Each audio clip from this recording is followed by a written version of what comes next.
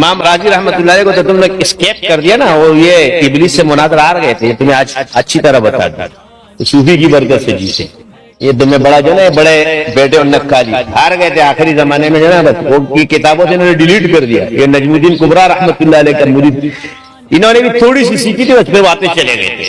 ابن تیمیہ نے بھی تھوڑی سیکھی پھر چلا گیا، یہ سارے توڑے توڑے والے اور باتیں توڑے توڑے والے بزرگوں نے جتنا کیا سر، لیکن انہوں نے کہا مجھ سے تعلق مت توڑنا۔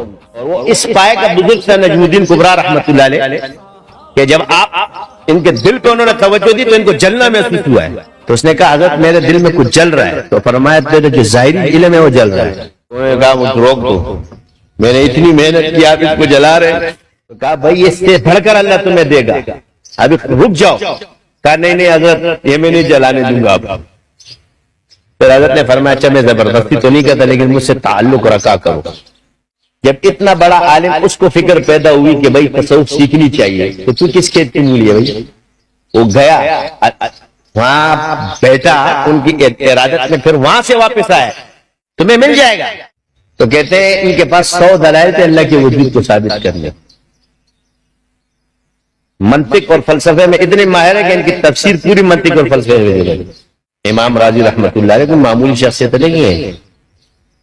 اب ہمارے ہاں جتنے کشف کے منکر ہیں نا وہ ڈیلیٹ کر دے اس بات کو۔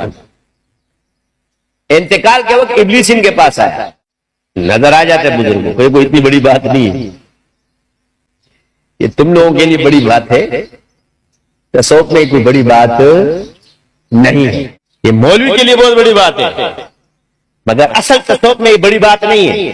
کیوں کہتے ہیں کشمش اس کو نہیں، اصل وہ سنت کو لے رہے ہوتے ہیں، کہتے ہیں اصل پر آنا بہتر ہے، کشمش اتنی بڑی بات نہیں ہو جاتی ہے۔ صوفی نے کبھی کہا کشف بڑی بات ہے، کرامت بڑی بات ہے، وہ کہتے ہیں ہمارے راستے کا حصہ ہے، جیسے کہتے ہیں نا آپ کا نصاب کا حصہ ہے۔ اور یہ میں ایسے نہیں کہہ رہا، مکاشفات ہو جاتے ہیں، یہ میرے مشاہدات ہیں۔ تو یوں مناظر آ گیا ابلیس بزرگ بن کے،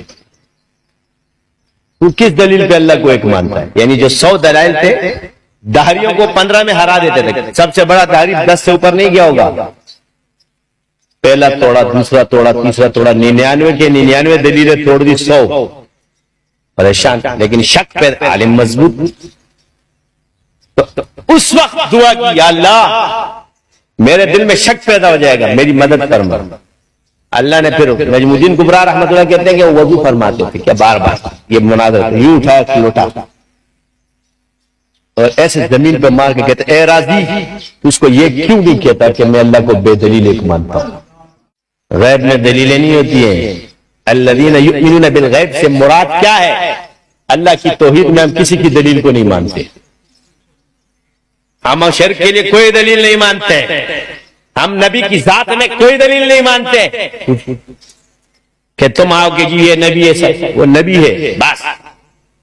الذین یؤمنون بالغیب، اللہ کی توحید میں کوئی دلیل نہیں ہے، وہ یکتا ہے، یہی ہمارا ایمان ہے اپنے ذات میں اور اپنے صفات میں۔ لیس کمثلہ شیء،